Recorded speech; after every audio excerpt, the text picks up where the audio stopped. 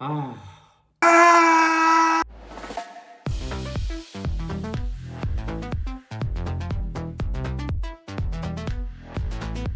So, I'm basically back from my long day. I went to work and I had a vocal lesson.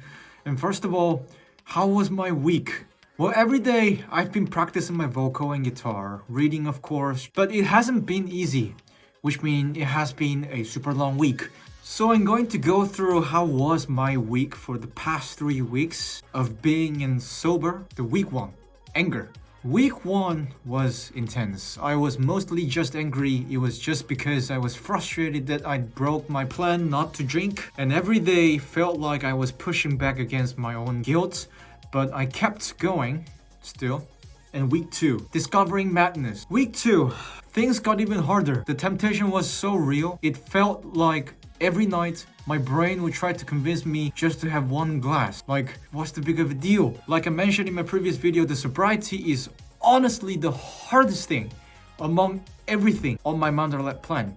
You can skip anything for 1 or 2 days listed in the plan, but for sobriety you can't do that. Like, you can go to gym for 3 or 4 times a week and you can still call it as consistent effort, but sobriety is something you have to do every single day. It is harder to not do anything without a skip than doing something regularly for 3 or 4 times a week, which is quite insane if I think about it.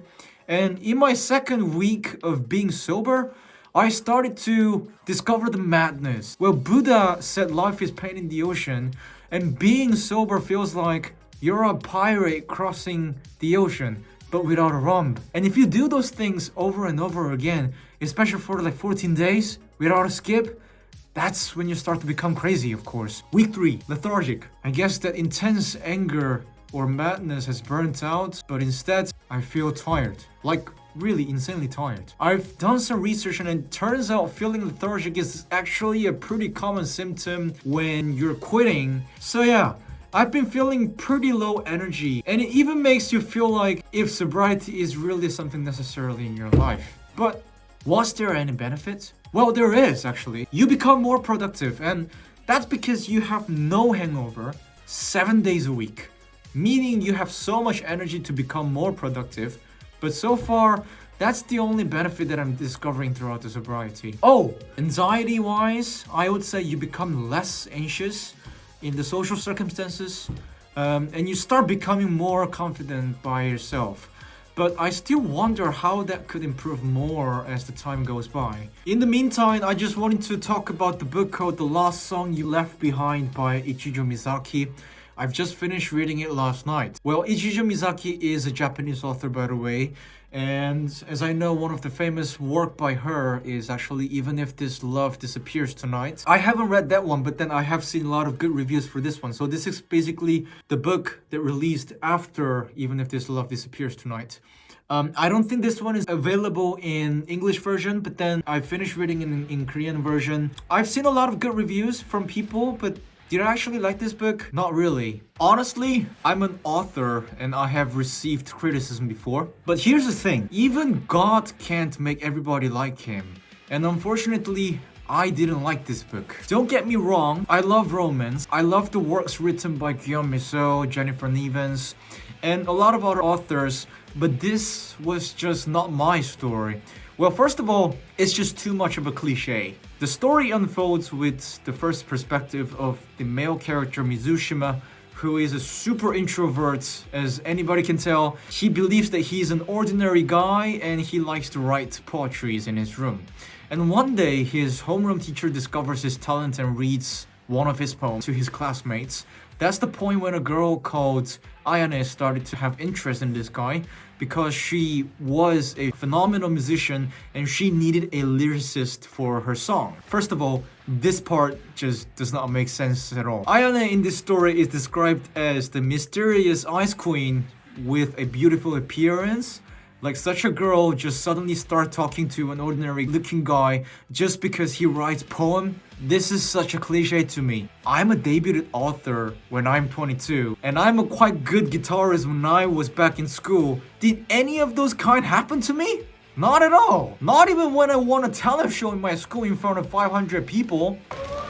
It's Cho.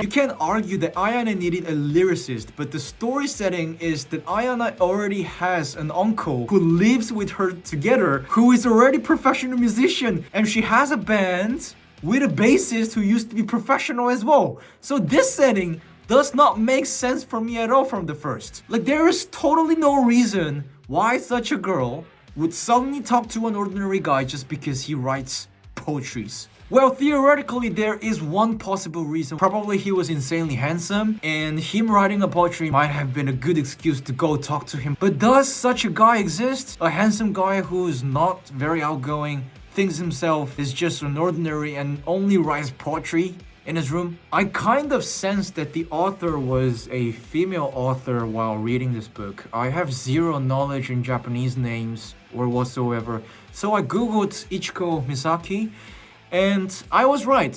She is a female author indeed. Plus, I was expecting her to be young as well. And that was right. She was 23 years old, which is even younger than me. So, Mizushima seems to be a male character that exists in her fantasy. A handsome guy who's not very outgoing, thinks himself is just so ordinary and only writes poetry in his room. And she wrote this book in Mizushima's first perspective. Maybe she wanted to hide her fantasy, but as a guy, I couldn't ever relate myself to Mizushima because guys are a lot more prick and cheesy than what she thinks. And as I keep reading the further story, the plot was so predictable in typical romance fiction, and there wasn't any intriguing aspect that kept me reading this book. But I finished it anyway, because I was quite curious. If so many people loved it, there must have been a reason, right? But no, there wasn't. Maybe because I'm an author as well, which means I do my own research on creating an interesting plot to attract the readers, but I don't think this story particularly has a creative plot that made me so unpredictable. I won't do any spoilers though, just in case there's someone interested in reading this. So if you are a woman looking for a good romance, this could be your good fantasy, but this story was not the right one for me, unfortunately. Overall, this book sold quite a lot of copies, so it made me realize that this kind of light novel is something what people are reading these days, and that's very interesting. I hope you liked my video anyway, and I'm realizing I have actually reached my 20th day of sobriety just now, so cheers for that. I hope you have a good weekend, and I hope to see you in the next video.